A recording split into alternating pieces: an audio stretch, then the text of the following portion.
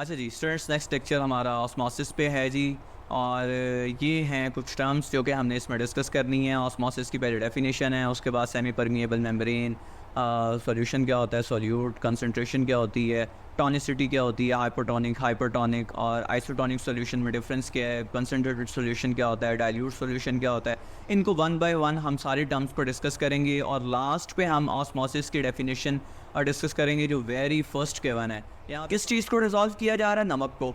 किस चीज़ के अंदर डिज़ोल्व किया जा रहा है, पानी में। तो नमक क्या होगा, सॉल्यूट, पानी क्या होगा, सॉल्वेंट। और स्टूडेंट्स जब सॉल्यूट सॉल्वेंट के अंदर मिक्स होता है तो जो मिक्सचर बनता है उसको हम सॉल्यूशन कहते हैं। अब स्टूडेंट्स दो टर्म्स हैं, हाइपोटोनिक और हाइपरटोनिक सॉल्यूशन। हाइपो कहते हैं लो को, हाइपर कहते हैं हाई को। टॉनिक वर्ड निकला है टॉनिसिटी से। टॉनिसिटी क्या होती थी, कंसंट्रेशन ऑफ सॉल्यूट्स। तो स्टूडेंट्स मेरे पास अगेन यहाँ पे दो बीकर्स हैं, beaker a, beaker b. Beaker a के अंदर मेरे पास 5 टेबलस्पून सॉल्ट है, बीकर बी के अंदर मेरे पास 10 टेबलस्पून सॉल्ट है। किसके अंदर सॉल्ट कम है, बीकर ए में। कितना है, 5 टेबलस्पून। तो बीकर ए की टॉनिसिटी क्या होगी, कम होगी। कम को हम क्या कहते हैं, हाइपो। तो वहाँ से वर्ड निकला है हाइपोटोनिक। और ये जो सॉल्यूशन होगा इसके अंदर वो कौन सा होगा, हाइपोटोनिक सॉल्यूशन होगा। बीकर बी में अगर आप देखें तो बीकर बी में 10 टेबलस्पून सॉल्ट है as compare to beaker A.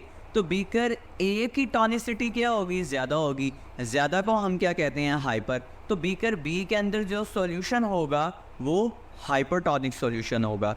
I hope कि आपको ये दो कॉन्सेप्ट्स भी क्लियर हो गए होंगे। एक ब्रीफ सी मैं आपको समरी दे देता हूँ। सॉल्यूट क्या होता है, जिसको डिज़ोल्व किया जाए, जिसके अंदर डिज़ोल्व किया जाए वो सॉल्वेंट होता है। जो मिक्सचर बनता है उसको हम सॉल्यूशन कहते हैं।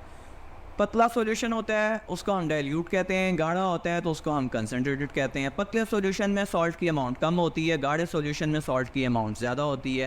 कंसनट्रेशन और कंसनट्रेटेड इसमें फ़र्क है। कंसनट्रेशन कहते हैं मिकदार को, कंसनट्रेटेड कहते हैं गाढ़े होने को, ज़्यादा सॉल्यूट होने को। उसके बाद टॉनिसिटी है। टॉनिसिटी क्या होती है, कंसनट्रेशन ऑफ सॉल्यूट, सॉल्यूट की मिकदार। अगर कंसनट्रेशन कम होगी, सॉल्यूट की मिकदार कम होगी तो उसको हम कहते हैं हाइपोटोनिक सॉल्यूशन। अगर कंसनट्रेशन ज़्यादा होगी सॉल्यूट की उसको हम कहते हैं hypertonic solution.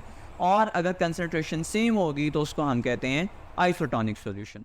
Students beaker A में अभी भी 95% सॉल्ट को अपने अंदर डिज़ोल्व करने की एबिलिटी है, जबकि बीकर बी में सिर्फ 90% सॉल्ट को मज़ीद अपने अंदर डिज़ोल्व करने की एबिलिटी है। तो आप मुझे ये बताएं कि एबिलिटी किस बीकर में ज़्यादा है, बीकर ए में। एबिलिटी उस बीकर में ज़्यादा है जिस बीकर के अंदर सॉल्ट की अमाउंट कम है। तो हम ये कह सकते हैं कि बीकर ए का वाटर पोटेंशियल ज़्यादा होगा, बीकर बी का वाटर पोटेंशियल कम होगा। और उन सेल्स की सेमी परमिएबल मेम्ब्रेन्स हैं और वो सेल आपस में अटैच हैं।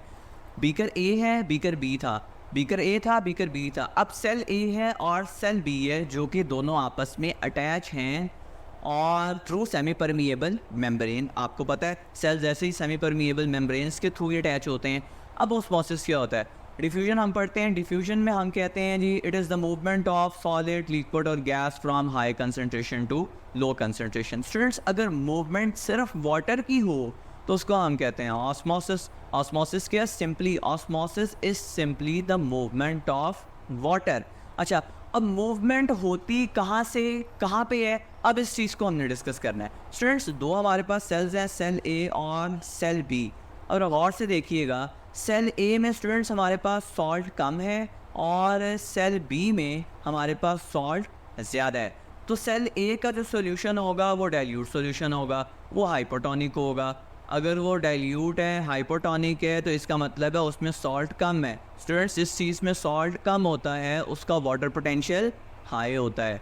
अब देखें बीकर ए में वाटर पोटेंशियल ज़्यादा है, बीकर बी की तरफ आ जाए जी, सॉल्यूशन कंसनट्रेटेड है। तो चूँकि इसमें इसके अंदर सॉल्ट ज़्यादा है तो इसका जो सॉल्यूशन होगा वो हाइपरटोनिक होगा। अब चूँकि ये हाइपरटोनिक सॉल्यूशन है तो इसके अंदर जो वाटर पोटेंशियल होगा वो कम होगा। स्टूडेंट्स होता क्या है, जिस सेल के अंदर सॉल्ट कम है वहाँ से पानी निकलता है और उस सेल में जाता है जिसमें सॉल्ट ज़्यादा होता है। जहाँ पे सॉल्ट कम है वहाँ से पानी निकलेगा और उस सेल में जाएगा जहाँ पे सॉल्ट ज़्यादा है। अब हम इसको ऐसे भी कह सकते हैं कि हाइपोटोनिक सॉल्यूशन से वाटर निकलेगा और हाइपरटोनिक सॉल्यूशन की तरफ वाटर जाएगा।